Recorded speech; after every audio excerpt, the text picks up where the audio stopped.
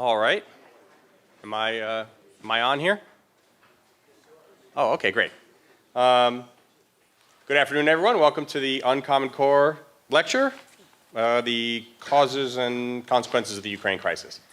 My name is Michael Volchak. I attended the university from 1986 to 1991. I got a bachelor's in political science and a master's in international relations. Professor Mearsheimer was a tremendous influence on my life, completely revolutionizing my worldview, changed how I looked at international relations, politics, just everything. In fact, he was such a big influence on my life that,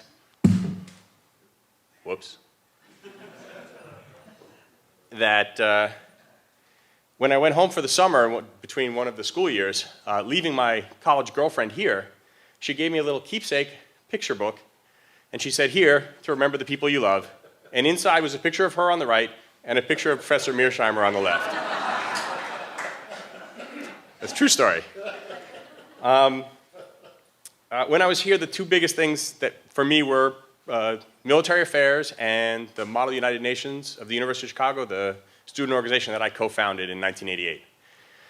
And at that time, I discovered that you need a faculty advisor in order to have a registered student organization. So, of course, I thought for about 2 seconds, and then I went to see Professor Mearsheimer. And I'm not sure if he remembers this, but I asked him, "Will you be our faculty advisor?" And he said, "I will sign the piece of paper if I never have to do anything else after that." So I had found my faculty advisor. So, without further ado, I would like to introduce the R. Wendell Harrison Distinguished Professor of Political Science, Professor John J. Mearsheimer.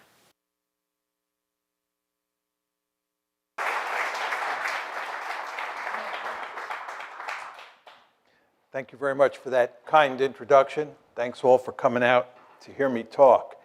The subject I want to talk about is the causes and consequences of the Ukraine crisis, which of course has been in the news in a really big way since February 2014. And indeed, there was a big story on the civil war in eastern Ukraine in the newspapers this morning. The outline I'd like to follow is I'd just like to make a number of preliminary comments to give you some background on this crisis. Then I'd like to give you my thinking on what caused the crisis.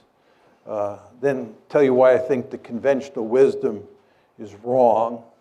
Talk a little bit about the West's response so far to the crisis, which is just, in my opinion, making a bad situation worse. And tell you what I think should be done. And then finally wrap up with some discussion of the consequences. So let me start with some preliminary comments. First, with regard to America's core strategic interests. For me, core strategic interests are areas of the world where you're willing to fight and die. And in my opinion, outside of the Western Hemisphere, which is of enormous strategic importance to us, there are only 3 areas of the world that really matter. 1 is Europe, 2 is Northeast Asia, and 3 is the Persian Gulf. And it's very important to understand that since this country got its independence in 1783, Europe has been the most important area of the world. Even though the Japanese attacked us at Pearl Harbor, we had a Europe first policy going into the war, and we had a Europe first policy throughout the war. And it's in large part because the great powers in Europe are more important than the great powers in Northeast Asia over time. And of course, the Persian Gulf was an important area because that's where the oil is, and oil is a critical resource that matters greatly in the international system. So those are the 3 most important areas outside the Western Hemisphere. And again, since the beginning of this country, Europe has been number 1.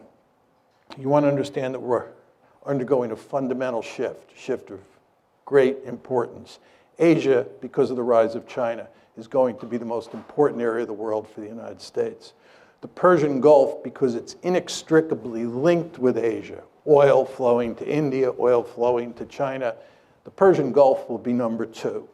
And Europe will be a distant 3. We're basically leaving Europe in the rearview mirror. And of course, you want to keep this in mind because the Ukraine crisis is in Europe and it involves NATO. Just how to think about the geography of Europe. This is a simple, if not simplistic, way of thinking about it. But here's a map. You can see where Ukraine is. You can see where Poland is. You can see where Russia is. The way I think about European security is there's France, Germany, Poland, Ukraine, and Russia. Of course, we're moving from west to east. These are the big kahunas. These are the big countries that matter. And of course, the two countries that matter the most historically are Germany and Russia, or for most of the 20th century, Germany and the Soviet Union. And I put them in red because, as you well know, both Germany and the Soviet Union fought bitter wars in Poland, in Ukraine, and we could add in Belarus as well, if need be. But as we go along here, you want to keep in mind that Ukraine is right next to Russia, and Poland is right next to Ukraine. And then out further west is Germany and France. Take this a step further. This is the ethnic breakdown of Ukraine. I'm going to show you a number of maps, all of which are designed to show you that Ukraine is a badly divided country, and what's taking place inside Ukraine today is in good part a civil war. And to that extent, it doesn't have that much to do with what the Russians or the West are doing there. And as you can see in red are mostly Ukrainian-speaking people. And then as you move further east, you're talking about lots of Russians and certainly lots of Russian speakers. This is the Ukraine election of 2004. This is the election in the wake of the famous Orange Revolution, which I'll talk more about. As you can see, the country is badly divided between the East and the West. The Russian speakers in the East and the Ukrainian speakers in the West. This is the 2010 election, which resulted in Yanukovych getting elected. I'll talk about President Yanukovych as we go along. He was elected in 2010. And you can see there the voting patterns in the 2010 election look a lot like the voting patterns in the 2004 election. And then these are two recent surveys that came out from the International Republican Institute, that's here in the United States. This one says, if Ukraine could enter only one international economic union, which of the following should it be? And of course, the blue is the EU, and the light blue is the customs union, or actually the red is the customs union of Russia, Belarus, and Kazakhstan. And the cities up at the top are in western Ukraine, and the cities down on the bottom are in eastern Ukraine. So you can see very clearly that people in the West would like to join the EU. People in the East have little interest in joining the EU. Those are the EU numbers. Here are the NATO numbers. I mean, these two charts look virtually the same. But all of this tells you that you have a badly divided country. And the conflict between the West and Russia over Ukraine is played out in the context of this situation. This is a simple little view graph that shows Europe's dependence on Russian gas. It's quite clear from that view graph that many of the countries in Eastern Europe and even countries like Germany are heavily dependent on Russian natural gas. And of course, that gives the Russians lots of political leverage in this crisis, and it makes it very difficult for us to put pressure on the Russians. Okay, those are just a number of preliminary comments I wanted to throw out just to set this up. Let's talk about the causes of the conflict. I think if you're going to talk about the causes of the conflict, you have to come at it from three different perspectives. First of all, you have to ask, what are the deep causes of the crisis? What are the structural factors that underpin this conflict? Then you have to talk about the precipitating causes, because the crisis broke out on February 22nd, 2014. Things were not terrible until February 22nd, 2014. And that's when everything went to hell in a handbasket. And the question is, what caused it then? If you focus on deep causes, it can't tell you why something happened in February 2014, but the precipitating causes is designed to get at that. And then what we want to talk about is the Russian reaction, why the Russians did what they did with regard to Crimea, with regard to eastern Ukraine. We want to talk about exactly what they did and then why they did it. So let's start with the deep causes. My argument is that the West is principally responsible for this mess, not the Russians. This, of course, is not the conventional wisdom in the United States. And in fact, except for Steve Cohen, who's now at now at NYU, he used to be at Princeton, Henry Kissinger, and maybe a handful of other people, there are not many people who agree with me. But I think the facts are quite clear on this, that the West is responsible.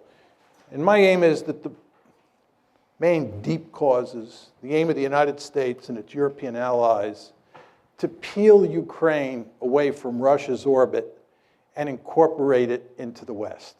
Our basic goal has been to make Ukraine a Western bulwark on Russia's border. And Russia says, this ain't happening, period, end of story. And we will do everything we can to make sure it does not happen. That's the deep cause. Now, take it a step further. There are three key elements in our strategy. The first is NATO expansion, and in many ways the most important. And I'll talk in some detail about that in a second. But as you all know, since the Cold War ended, starting with the Clinton administration, we have been moving NATO eastward toward Russia's border. And the Russians have said, this is an absolute no-no. And I'll walk you through the story in a minute. Second is EU expansion. EU expansion is all about integrating Ukraine economically into the West, the way we are in the process of integrating Poland, the Czech Republic, Slovakia, the Baltic states into the West. And of course, we're doing that with NATO as well. These are two sets of institutions, NATO, military institution, the EU, an economic institution. And the idea, again, is to take Ukraine, peel it away from Russia, and make it part of the West. The third part of the story is fostering an orange revolution. This is all about promoting democracy in Ukraine and in other places. As you all know, the United States runs around the world trying to topple regimes and put in their place democratically elected regimes. And for almost all of you, me included, it's hard to be against promoting democracy. We all love democracy.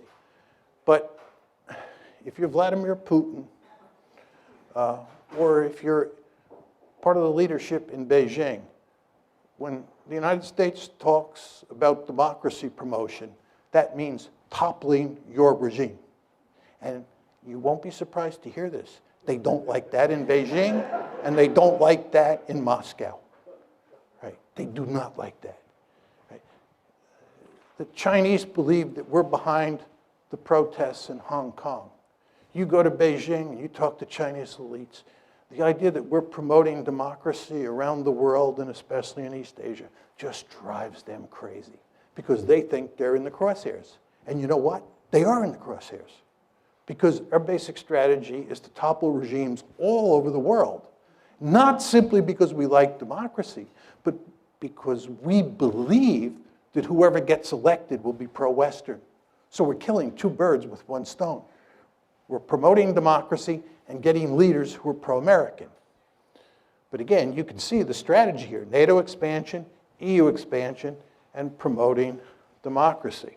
I'll say a bit more about NATO expansion because it's so important. NATO expansion took place in two tranches.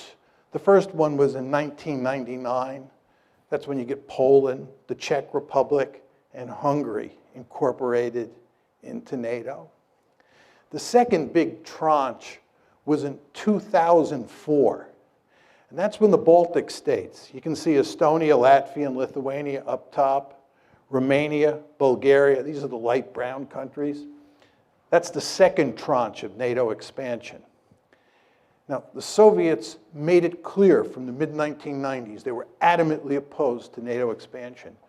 But number one, they were too weak to do anything about it. And two, it didn't involve the states that were right on their border. I mean, there's no question, as you can see from the map, that Latvia and Estonia are on Russia's border, and Lithuania as well, if you want to include that little enclave between Poland and Lithuania. But the fact is, these were very small states. It was early in the game, and the Russians were willing to live with it. But then the big trouble starts, and it comes in the famous Bucharest summit, NATO's Bucharest summit in April 2008, where at the end of the summit, a declaration is issued which says, NATO welcomes Ukraine's and Georgia's Euro-Atlantic aspirations for membership in NATO. We agreed today that these countries will become members of NATO. The Russians made this perfectly clear. This was unacceptable. Russia's deputy foreign minister said, Georgia's and Ukraine's membership in the alliance is a huge strategic mistake which will have most serious consequences for pan-European security. Putin himself said, Georgia and Ukraine becoming part of NATO is a direct threat to Russia. You all remember that there was a war between Russia and Georgia in August 2008? That war was a consequence of this, because the Georgians thought we were sending them a signal that they could get uppity with the Russians and we would back them because they were going to become part of NATO. That's not what happened. And you know what happened. The Russians clobbered the Georgians, and Georgia is in deep trouble today because it thought it could become part of NATO. So you want to remember that April 2008 summit, very important. That declaration, very important. And then what happens is you have a war. So those are the deep causes, those three strategies: NATO expansion, EU expansion, and promoting democracy. What about the precipitating cause? The key events leading up to the coup.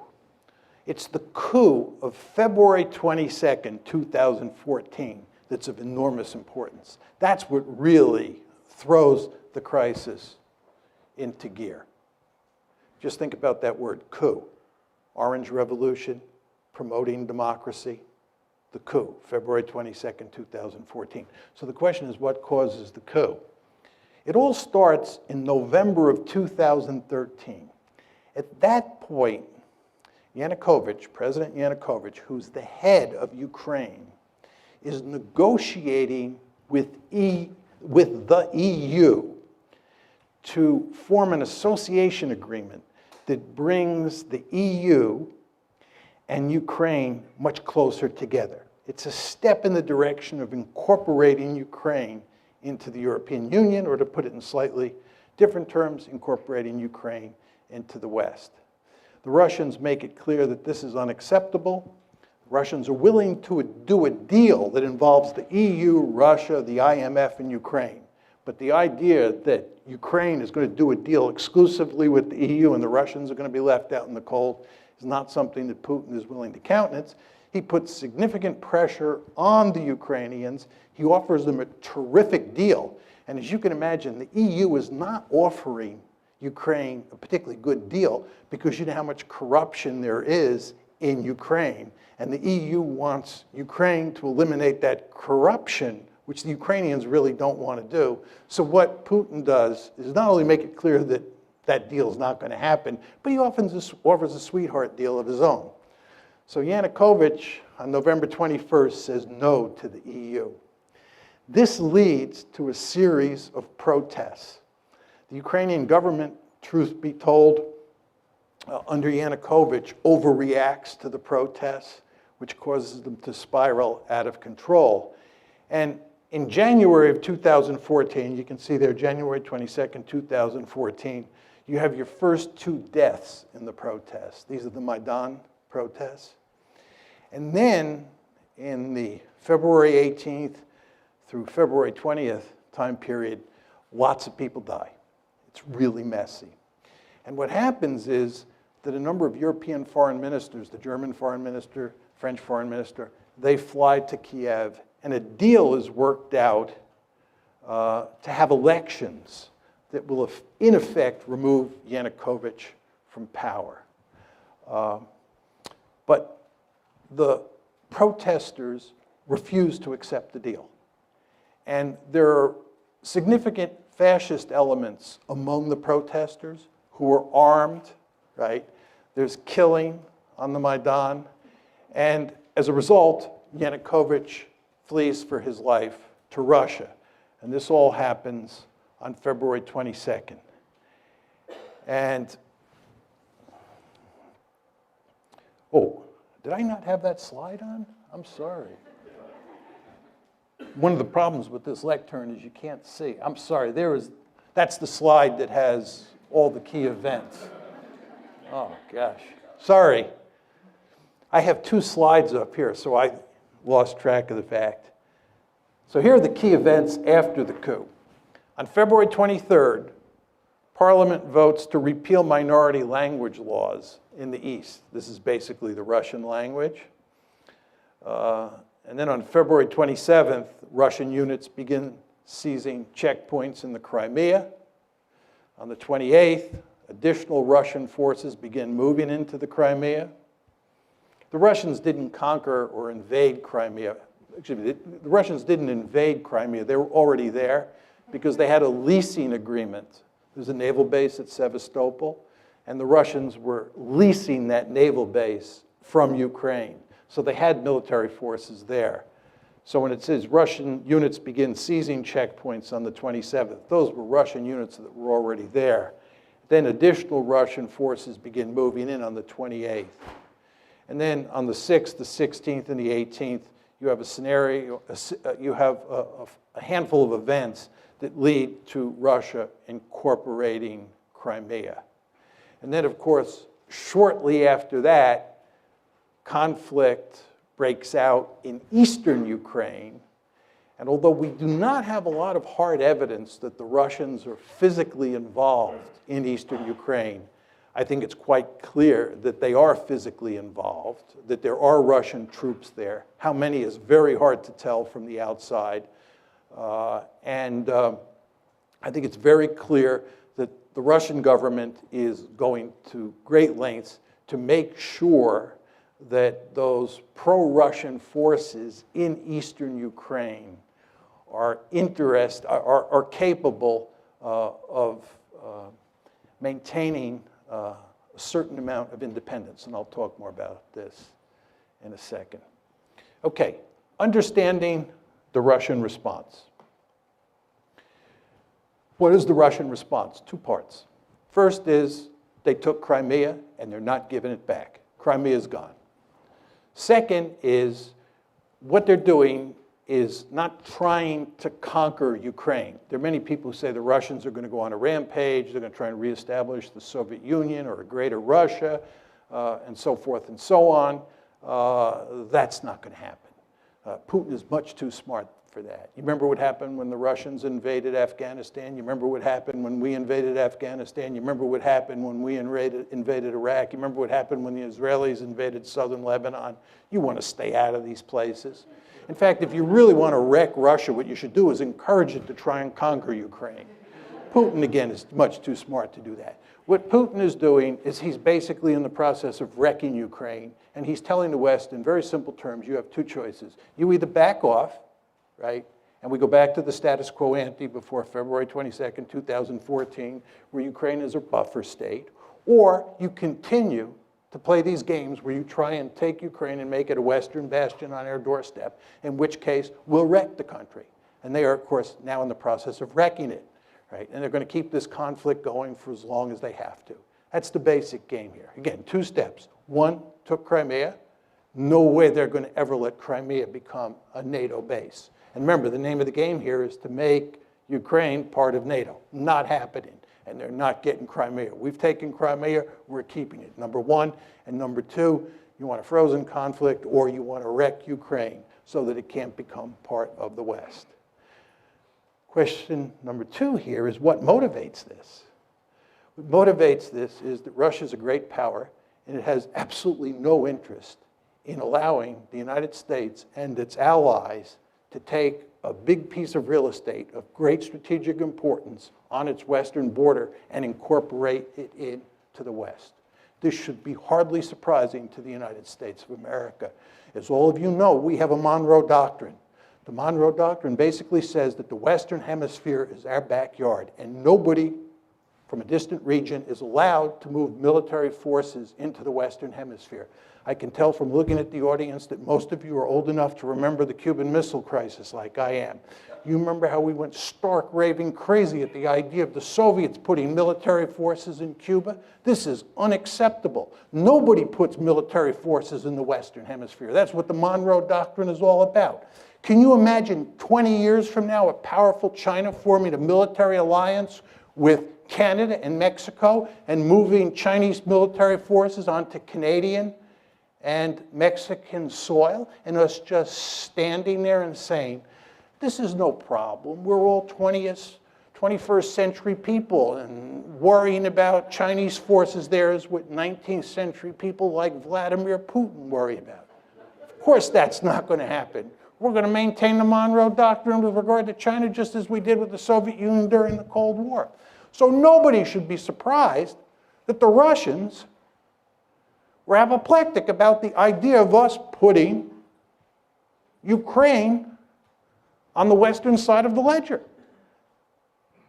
And by the way, they told us, I gave you the quotes, in the wake of the Bucharest summit. I told you what happened in August 2008 with the Georgia war. The precedents were there. The rhetoric was there. They told us. But we did not stop our efforts to make Ukraine part of the West. And the Russians responded. Was it surprising? For some reason, President Obama and virtually all of the elites in the West were surprised. I guess this is because they're 21st century people, right? And they think that balance of power politics doesn't matter anymore. If you think these people in Washington and most Americans are having trouble dealing with the Russians, you can't believe how much trouble we're going to have with the Chinese. I'm very popular in China. I go to China quite often. And I usually start my talks by saying, it's good to be back among my people. Because when I'm in China, I'm intellectually much more at home there than I am in Washington. Because in Beijing, much like in Moscow, you're dealing with 19th century people like me. Whereas in Washington, you're dealing with 21st century people. I think the Chinese are going to eat our lunch, right? Talk a bit about the conventional wisdom. Conventional wisdom is that Putin is the main cause of the crisis. Some say he's either crazy or irrational. Angela Merkel was making this argument for a while. He's bent on creating a greater Russia, and he bears marked resemblance to Adolf Hitler. Say a few words about each of these. I know a great deal about Adolf Hitler. I've written and I teach extensively on Nazi Germany's behavior in the 30s and during World War II. The idea that he bears any resemblance to Adolf Hitler is laughable in the extreme. It's hard to believe that serious people make that argument. The idea that he's bent on creating a greater Russia, I think if he could do it, he'd do it. He can't do it. Russia's a declining great power. And as I said to you before, if they were to try and create a greater Russia by invading Ukraine and by invading the Baltic states, they'd be jumping into the briar patch. In fact, again, if you want to wreck Russia, what you should do is tell them to try and create a greater Russia. It will lead to no end of trouble. I think Putin is much too smart for that, and he is in the process of wrecking Ukraine. I want to make that clear. And he's wrecking Ukraine because he's basically saying to the West, you can't have it, and I'll wreck it before you take it. Is he crazy or irrational? I don't think so. I think he's very strategic. And I don't think he's the main cause of the crisis, as I said to you.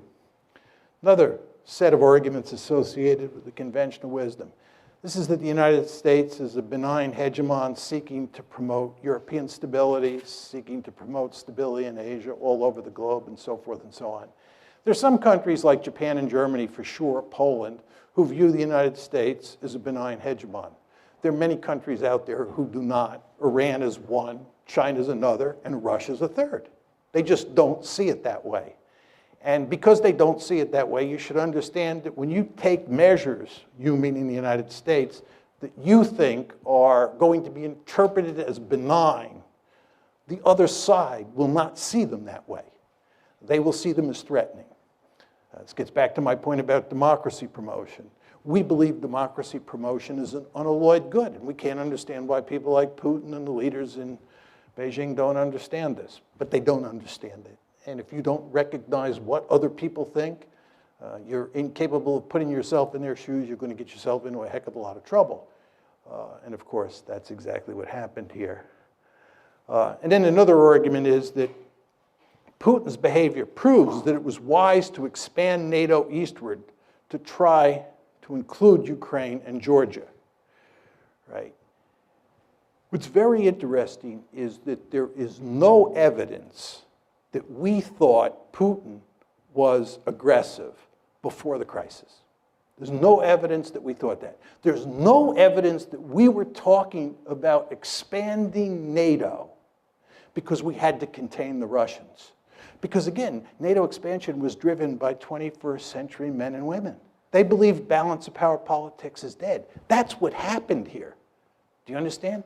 Putin is a 19th century man, right? He does view the world in terms of balance of power politics, as do we when it comes to the Monroe Doctrine in the Western Hemisphere. But in this case, in the case of Europe, we were thinking like 21st century men and women.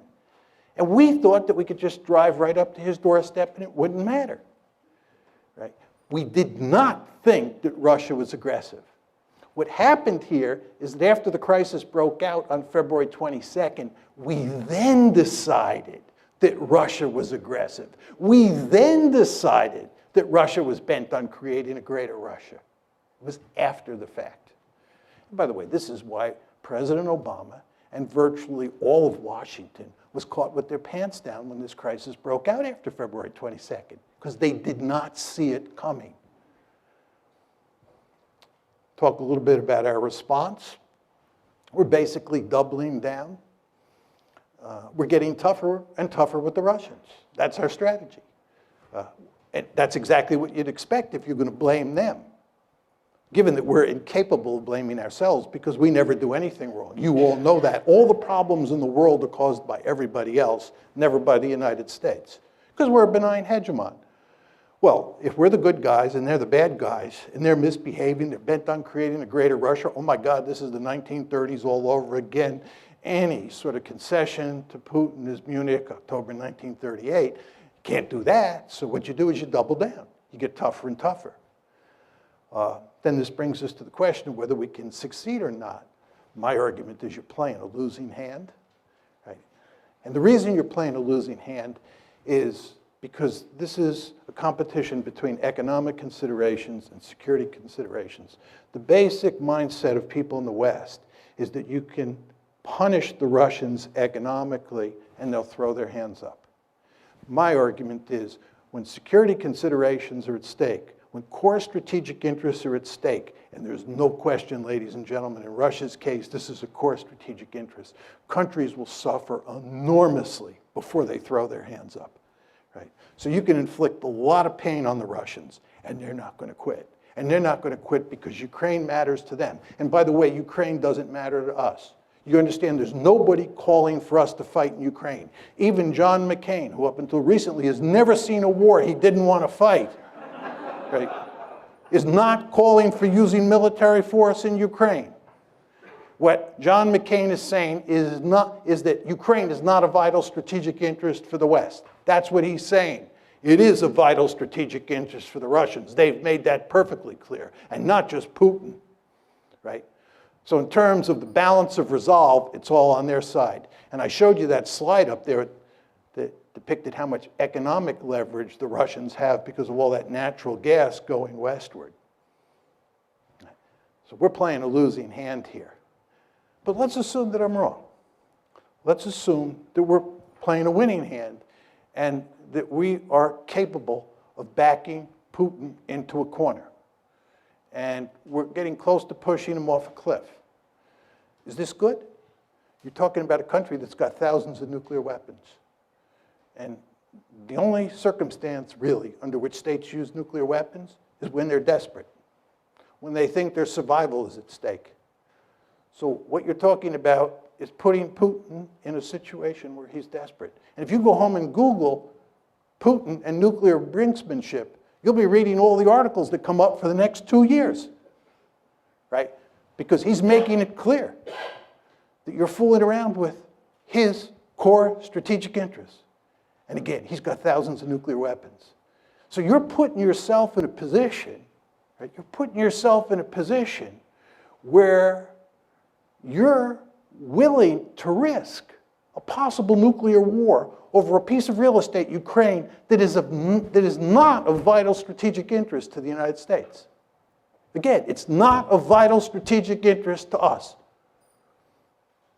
By the way, and this will be my final point on this, what's truly amazing about all of this is that we were talking about incorporating Ukraine into NATO when we have now acknowledged by not taking military action over Ukraine that it's not a vital strategic interest.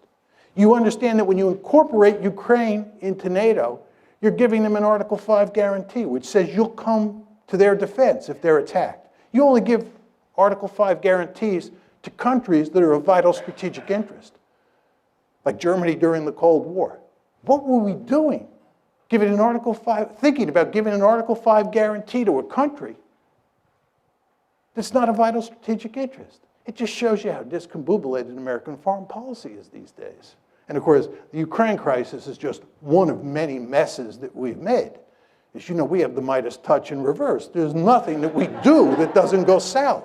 Afghanistan, Iraq, Libya, Ukraine, I could go on. So the point I'm making to you is, I do not think that this is going to work, but if it does work, I'm not sure it's a good thing. I had some quotes from the New York Times that really capture what we're doing. I won't leave them up there, but they make it very clear that we're playing hardball with the Russians. This was a Times piece last year that gave a good synoptic version of the Obama administration's thinking on how to deal with this crisis. Now, what should be done? My view is we should create a neutral Ukraine, which is a buffer state between NATO and Russia. Basically, what I'm talking about is going back to the status quo ante, before we got this foolish idea in our head that we could peel Ukraine away from Russia and make it part of NATO, make it part of the EU, make it more generally part of the West. We should work to create a situation where Ukraine is neutral, and it's a buffer state. Just to go back to my simple or simplistic graphic, depending on your views, right? This is how I think about European security. This is what you want. You want NATO to include France, Germany, and Poland. You want Ukraine as a buffer state, and then you want Russia on the eastern flank of that border state. And this is not what you want. You do not want a divided Ukraine where Western Ukraine is in NATO, Eastern Ukraine is in Russia, and the Russians and the Americans, who hate each other at that point, are eyeball to eyeball on the Dnieper River. Not a good idea. How do you get to this end? Very simple. Explicitly abandon NATO expansion. By the way, NATO expansion is dead. I've talked to countless policymakers who say this. It's dead. But what we have to do is explicitly abandon it. Say it is not happening. We have to fashion an economic rescue plan for Ukraine that includes Russia, the IMF, and the EU. This, of course, is what Putin wanted to do in 2013, and the EU said no, foolishly. We want to go to great lengths to guarantee minority rights, especially language rights in Ukraine. This gets back to those maps that I was putting up that show that this is in very important ways a civil war, and what we have to do is dampen down the conflict inside Ukraine. We have to give the people in eastern Ukraine a lot of autonomy, and we definitely have to protect minority rights. Are we going to do any of this? No. And I'll talk more about that in a second. Consequences, and this is my last slide. Will there be a new Cold War? No. Russia is not the Soviet Union, and as I said to you before, we have a potential peer competitor on the horizon who could be of proportions we've never seen before. The Chinese threat, once it materializes, is going to be something like we've never seen. We're going to have our hands full in Asia. Europe is not going to matter, and Russia is going to be with us. The balancing coalition against China is going to be South Korea, Japan, Vietnam, Taiwan, Singapore, India, and Russia. The Russians will be with us. And that's another reason this whole policy is so stupid, right? What we're effectively doing is driving the Russians into the arms of the Chinese. There's a great strategy. We need the Russians on Iran. We need the Russians on Iran. We drive the Russians closer to the Iranians. You saw where they just sold the Iranians S-300 anti-aircraft missiles. We need the Russians on Syria. We need the Russians on all sorts of issues. We don't need to have a fight with the Russians now. We're not going to have a Cold War. Will the United States still pivot to Asia? Yes. All we need is one big crisis out there. It's coming, probably in the South China Sea sooner rather than later, if you've been reading the newspapers. And once that happens, we will focus laser-like on Asia, because that's a peer competitor. Russia is not a peer competitor. What are the implications for NATO? This gets back to the previous question. I think that NATO is in serious trouble and will disappear as a functioning alliance over time, in large part because I think we're going to pivot to Asia. What are the implications of all this for our Asian allies? It's a very interesting question. I was in Japan in December of 2014, and the Japanese, like a lot of people in Asia, number one, wonder whether we're going to be there for them, right? Because they see us causing trouble over Ukraine.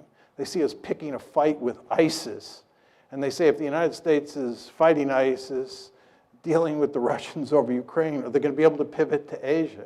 And then furthermore, they say, even if the United States does pivot, can we trust them?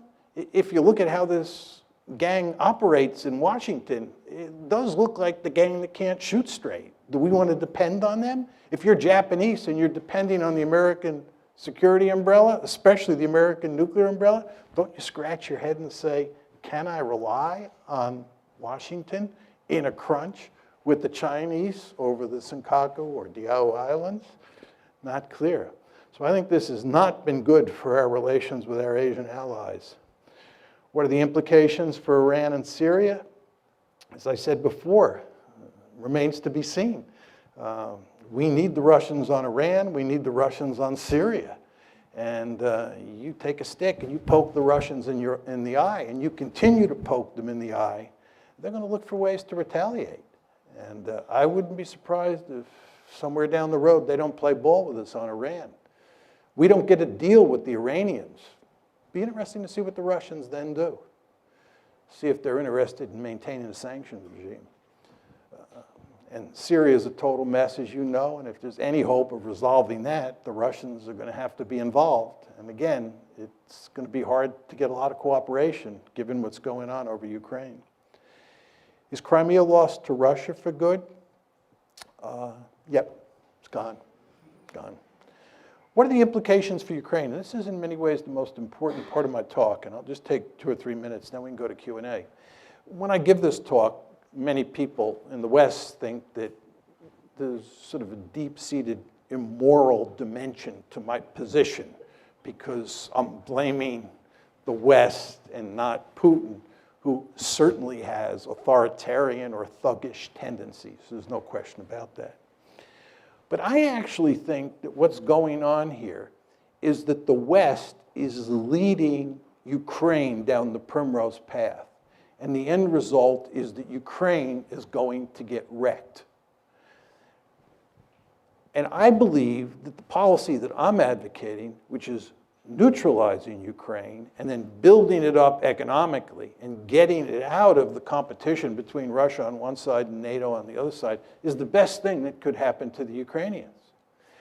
What we're doing is encouraging the Ukrainians to play tough with the Russians.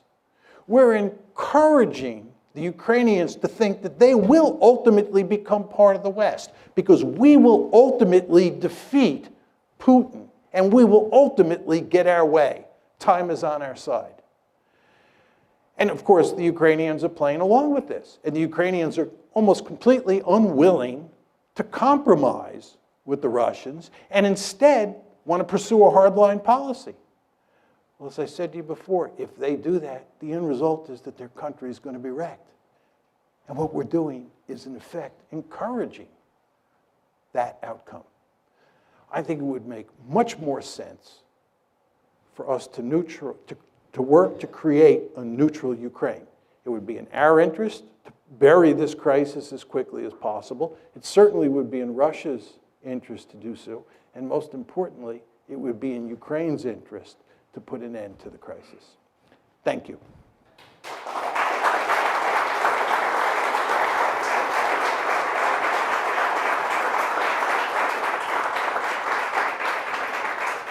I'd be happy to take questions. I would just ask people if you would stand up and just identify yourself quickly. Ma'am? Oh, you have it. Why don't we get this woman right here with the peach-colored coat on? They have a microphone? They have a microphone for you. And there stood Hans Morgenthau, right before you, for those of us who knew. Okay, so many questions and points. First, point of information. When you talk about the gang in Washington, you need to make it clear, hopefully, that you don't mean only the present gang. You mean from at least 2008 forward, right? Yeah, I mean the whole Washington foreign Before policy this regime establishment. right. Republicans, Democrats. As far as I'm concerned, the Republicans and the Democrats on foreign policy are like Tweedledee and Tweedledum. Right. I mean, for anybody who thinks it matters whether you get Hillary Clinton or some Republican, you're living in a dream world. There's just no meaningful difference between them. They both have the Midas touch in reverse. So that leads to my second question. Is anybody listening to you and Stephen Cohen and partial, what's the one I want? The Kissinger, partial Kissinger, Stephen Cohen, and you. Is anybody listening that we could hope to vote for or support?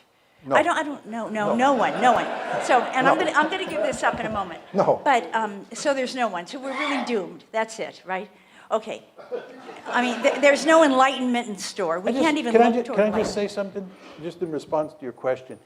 I believe that since 1989, the United States has been by far the most powerful state on the planet. And for those of you who believe we live in a unipolar world, you're effectively saying that we are the only great power in the system.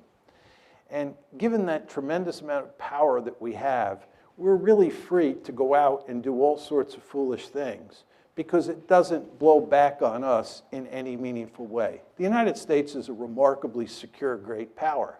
So we're allowed to pursue these foolish policies.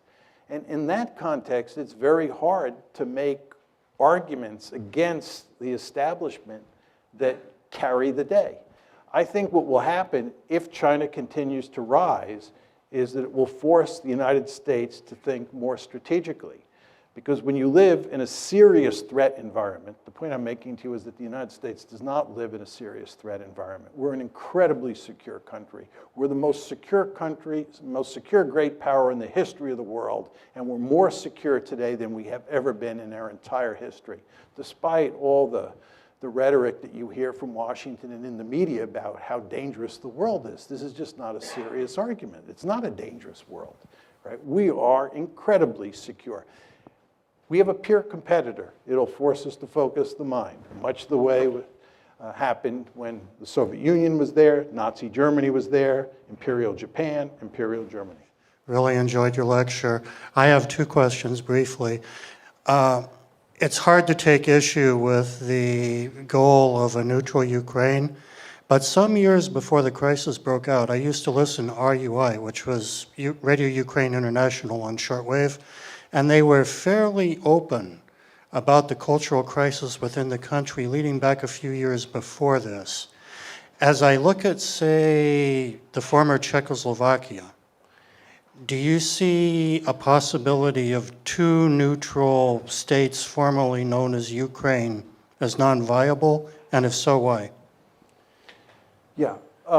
If you look at what happened in Europe after World War II, Yugoslavia broke up into a series of remnant states. Czechoslovakia, as you pointed out, broke up into a series of remnant states. And the Soviet Union itself broke up into a series of remnant states. And that's because inside of those territorial boundaries, you had different nations that wanted their own states. Serbs, Croats in the case of Yugoslavia, Czechs, Slovaks in the case of Czechoslovakia. And we know that there were probably 15 or 16 different groups inside of the former Soviet Union. So the question is, inside Ukraine, do you have a similar situation between the people in the East and the people in the West? I think if you look at the survey data, it still shows that the clear majority of Ukrainians in both the West and the East want to maintain the integrity of Ukraine. They don't want to split Ukraine in half. I think we should do everything we can to maintain that attitude among the Ukrainian people. My great fear is that as time goes by and the animosity continues to grow, that you may reach a point where there is a lot of sentiment to just break Eastern Ukraine and Western Ukraine off from each other and end up with two Ukraines. But I don't see that happening now. Second and final question. As we look at parts of our recent additions to NATO, Hungary, Romania, Bulgaria, and look at where their political systems are careening, has NATO lost the moral imperative for its reason to being? Well, I mean, what we tried to do with NATO expansion and with EU expansion and with democracy promotion was to turn all of Europe into one giant security community in which all of the member states were liberal democracies that were hooked on capitalism and deeply embedded in these institutions and would therefore obey the rules that define the institution, and we would all live happily ever after. That was the goal. And I think everybody understood that Western Europe looked terrific on all of those dimensions. And what we were going to try and do is extend these institutions eastward and consolidate democracy in countries like Hungary and Poland, and we were going to make them look more like Western Europe over time. We had some success, and there's some failures. And if you talk to most people who study Europe today and spend lots of time over there, they're quite pessimistic about where Europe is headed, not only regarding Eastern Europe, but also with regard to Western Europe. And I'm not sure in 25 years what it'll all look like. I mean, in my opinion, the biggest issue is demographic, and that is that Europeans have not been making lots of babies for a long time, and as a result, they're going to have to import lots of people. And these are countries that do not have a rich history of integrating people in a smooth way, much the way the United States does. And it's no accident, I think, that you're now beginning to see the rise of far-right parties all across Europe because of all of the immigration. So one could paint a pretty bleak picture about Europe's future. But the counter to that would be, we've now got all those countries, like Romania, right, like the Czech Republic, like Slovakia, embedded in these institutions. And these institutions will go to great lengths to combat those tendencies and in maybe a more incremental way, facilitate the spread of liberal democracy and capitalism. We'll see whether that happens or not. But people today are nowhere near as optimistic as they were in the early 1990s, when it looked like we had the wind at our back and everything was going to play out over time in favor of the West, and especially in favor of the United States. You all remember Frank Fukuyama's very famous piece, The End of History, right, which I think reflected that optimism when the Soviet Union was losing the Cold War and about to collapse. But times have changed.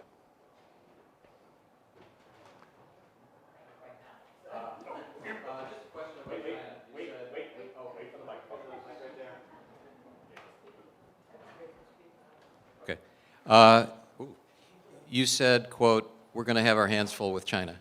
And so just two questions. What kind of a time frame are you thinking things might start to really happen in that direction? And can you just paint a few scenarios of the sort of things that you think might happen when we have our hands full with China so we know what we can look forward to? Yeah. Yeah. I think when you think about China at this point in time, there are three situations that stand out. One is Taiwan.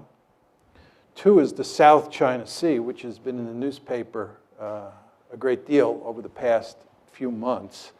Chinese basically claim that they control all the South China Sea, and as you know, they're building airfields on reefs in the Spratly Islands, and we've told them that's unacceptable, and their neighbors, the Vietnamese, the Philippines, think that's unacceptable. So the South China Sea is a potential flashpoint.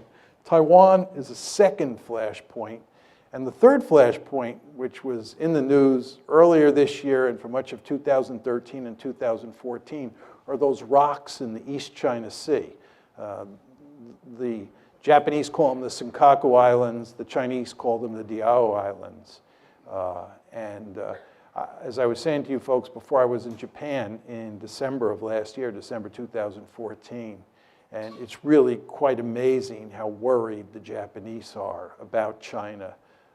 And part of it is sort of for realpolitik reasons, but it's also because the Chinese say those islands, which the Japanese consider to be sacred territory, really belong to China.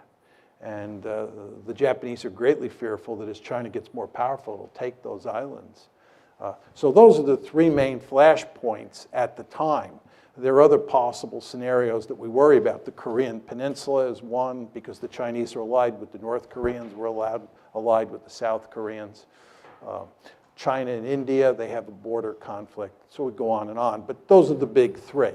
Now, your question about the time frame is an excellent one.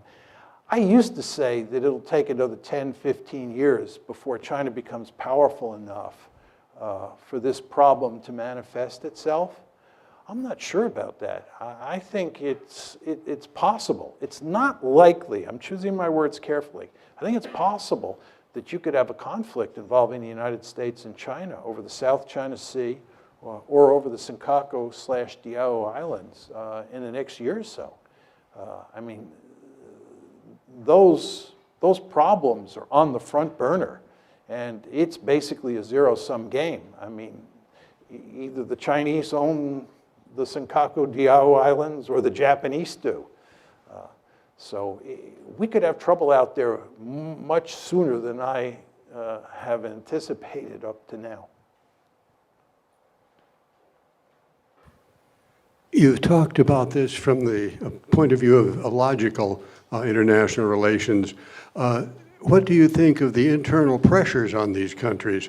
Putin has a historically restive population, highly nationalistic, and in major economic troubles now, he may be responding to pressure from his own population to deal with this. On a smaller scale, we see Netanyahu responding to his population, settlers and so on, and disrupting part of the Middle East. Do you see that happening here with the radical right, say, and the neocons influencing Washington policy? I think just with regard to the United States and the neoconservatives, I think the neoconservatives have been one of the principal driving forces behind America's foolish foreign policy since 2001. But as I said before when I was talking about the Republican Party looking like the Democratic Party, there's not a lot of difference between the neoconservatives and the liberal imperialists. The liberal imperialists are the aggressively oriented Democrats, and the neoconservatives are the aggressively oriented Republicans. But they look a lot like Tweedledee and Tweedledum. So the neoconservatives matter for sure, and they mattered during the George W. Bush administration because he was a Republican president. But it's not just the neoconservatives, right? And the fact is that you have a foreign policy establishment here that is interested in intervening all over the world. You have a foreign policy establishment that's filled with people who believe that we have a right and a responsibility to intervene all over the planet. And that leads to unending trouble when you don't have the magic formula for winning the wars that you get into. See, the problem that we have is we have this interventionist foreign policy that leads to us losing all the time. It's really quite remarkable. But just with regard to your point about ideology, I think you do not want to underestimate how important nationalism is, both in the Chinese context and in the Russian context. You were alluding to the Russian case, but let me just say a few words about the Chinese case. And this is why, getting back to this gentleman's previous question, I worry so much now about Japan and China getting into a shooting war over the rocks in the East China Sea. The problem that the Chinese face is that communism, which is the governing ideology, no longer has much legitimacy. And they've had to find a substitute ideology. And by almost all accounts, the substitute ideology is nationalism. Right? And at the core of Chinese nationalism is what's known as the century of national humiliation. Chinese nationalism emphasizes that between roughly 1850 and 1950, that 100-year period, China was humiliated. And it was humiliated by the European great powers, the United States with the open door policy, and especially by Japan. And the Chinese are really just angry about this. And because nationalism is so important for legitimizing the rulers in Beijing, right, this whole theme of national humiliation is front and center. Well, if you have a crisis over some islands in the East China Sea, and that crisis involves Japan mainly, but also the United States, and you're talking about the two countries that have humiliated China during that 100-year period, the potential for trouble is great. And I know a number of scholars in China who are quite dovish, who really worry about a crisis in the East China Sea spinning out of control because of the confluence of Chinese nationalism and Japanese nationalism, which I've not talked about. So nationalism is a very powerful force, not just in the Russian case, but in the Chinese/Japanese case as well. We've got two people who have had their hands up for a long time. So we have this gentleman and then that gentleman. You have the mics. Hi.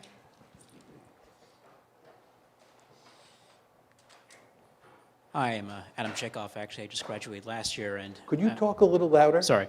Hi, I'm Adam Chekhov. I graduated last year also. Thank you for signing the piece of paper that allowed for Molly Wen to exist as someone who participated in MUN for all 4 years. But two questions. One, this is pretty quick. You talked about like Russia offered Ukraine a deal involving Russia, the EU, the IMF, Ukraine. Can you like lay out the specific terms of that deal? And In 2013. yeah, in 2013 when they offered them the deal. And two, this is a little more in depth. What's the first question, though? What are the terms of the deal exactly? I'm not The terms of the deal Russia You want me offered to the outline Ukraine. the terms of the deal? Yes, if I don't know, I honestly don't know what the terms of the deal were. okay, well then we'll just skip that one. But okay, I guess the impression that I've had is that like you do have several. Well, certainly like the U.S. is trying to back Russia into a corner. You do have several like people in Germany, like especially mostly in Merkel's coalition partner, the SPD, like in their cabinet. I think Sigmar Gabriel is one who is pushing for like a more diplomatic solution towards the Ukraine crisis. So, in the long term, can you see like potentially Germany, which is at this point Europe's one of their most powerful states, potentially like serving in this crisis, metaphorically speaking, as the sort of the good cop to U.S.'s bad cop, so to speak? Yeah, this is a great question. As you all know, Germany is the most powerful country in Europe. I showed you the map where I told you that Germany and Russia were of enormous importance for thinking about Ukraine. So the question is, how do the Germans think about this? Initially, when the crisis first began, after the February 22nd coup, I thought the Germans would prevail on the Americans to behave smartly and to slowly but steadily just back off and work out some sort of deal. Very importantly, you remember I told you about the famous April 2008 Bucharest conference, and I told you what was said in the final declaration, that Ukraine and Georgia would become part of NATO? It's very important to understand that the reason that we did not take concrete steps during the Bucharest crisis to move to include Ukraine and Georgia was because of German and French, but mainly German resistance. Angela Merkel said, bringing Ukraine and Georgia into NATO is a prescription for disaster. The United States, though, prevailed on getting that statement in the final declaration that I read to you. So based on that, I thought the Germans would play a key role in tamping down American enthusiasm for doubling down. I proved to be wrong. And if anything, Angela Merkel has been a bit more aggressive towards the Russians than President Obama has. It's really quite striking. And therefore, I don't hold out much hope for the Germans. One final point I would make about this, I've actually spoken on this subject in Germany. In early March, I was in Germany, I was in Frankfurt, and then I was in Berlin, talking to different groups.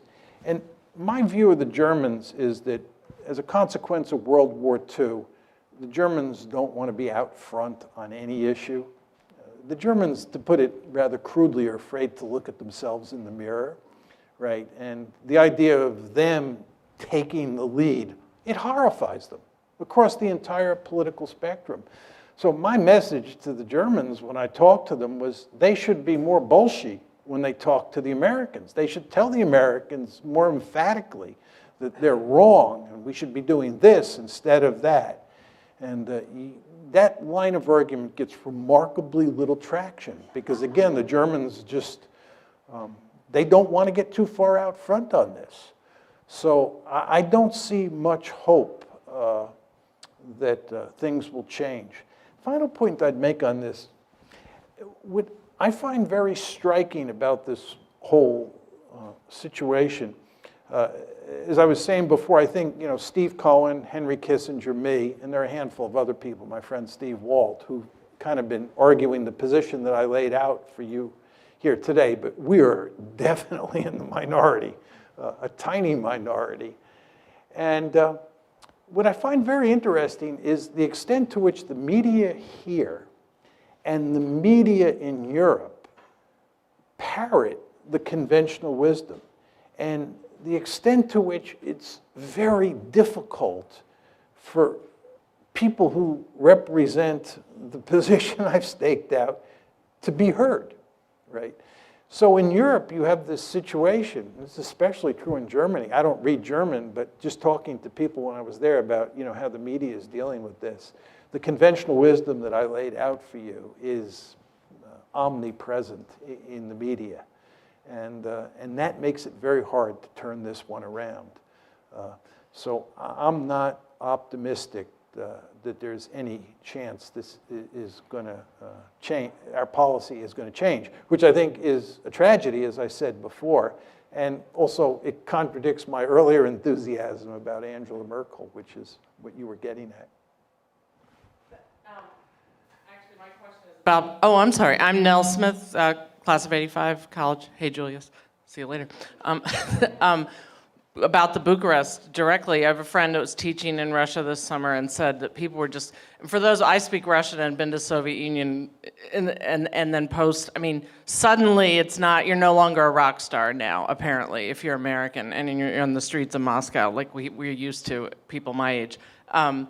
she said people were coming up to her saying, "What are you doing? Why you and the Germans have caused all of this? You got all these rebels in Ukraine. You organized them secretly in Kiev."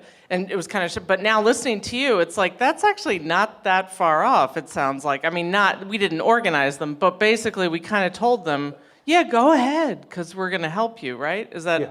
okay. Well, let me make a couple points, very important points. With regard to my response to the gentleman who's directly behind you about nationalism, this is Russian nationalism coming to the fore. And a lot of what you see in the American case is American nationalism coming to the fore. You've all heard the famous saying or infamous saying, "My country, right or wrong," right? And there are just all sorts of Russians, who are furious at the West, and they're rallying around Putin. One of the reasons that many people think that Putin started this whole thing was because it so improved his standings in the polls or with the Russian public because people behaved the way you said. So people said he started this crisis for that reason. But my point to you is we should be hardly surprised. And this gets back to the China-Japan example. And this is a very scary dimension to a lot of these conflicts. But I just want to say one other thing.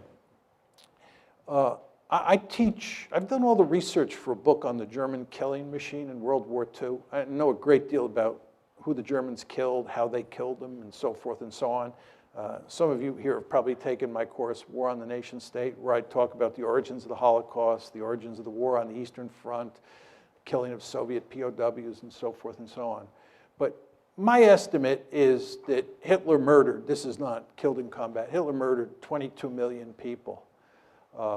And if you look at how that war played itself out in places like Ukraine, there were people in Ukraine who sided with the Germans, and the vast majority of people, of course, fought against the Germans. But the consequences of that war are inextricably bound up with what's going on now. And the mere fact that there are, some reasonably small number, but nevertheless some fascists, real fascists, involved in Kiev just spooks the Russians like you would not believe, right? And a lot of those fascists and people on the far right hate the Soviet Union for all the obvious reasons, see the Soviet Union / Russia as largely responsible for all the killings that took place in Ukraine on the part of the Soviet Union, not the Germans, right? War history coming in. So what's going on inside Ukraine is inextricably bound up with World War II. And then the point that I tried to make to you, although I didn't develop it at length, is that NATO, which is a Cold War institution, right, is inextricably bound up with the Cold War. And from a Russian point of view, this military alliance moving up to its doorstep, which was a mortal foe for 45 years, is going to spook you. And if you have a coup in Kiev and some of the people who come to power have fascist tendencies or are fascists, however you want to define that term, it's going to have really huge consequences, right? So this is an incredibly messy situation. And in the context of all this, what we've done is doubled down. And we do not pay much attention to history because it was not a history that concerned us in any meaningful way, because it was on the eastern half of the European continent. But the potential for trouble here is just very, very great. One more? No more. I can't take any more questions, so you'll have to ask me afterwards. I'll answer your question afterwards. Mike told me that.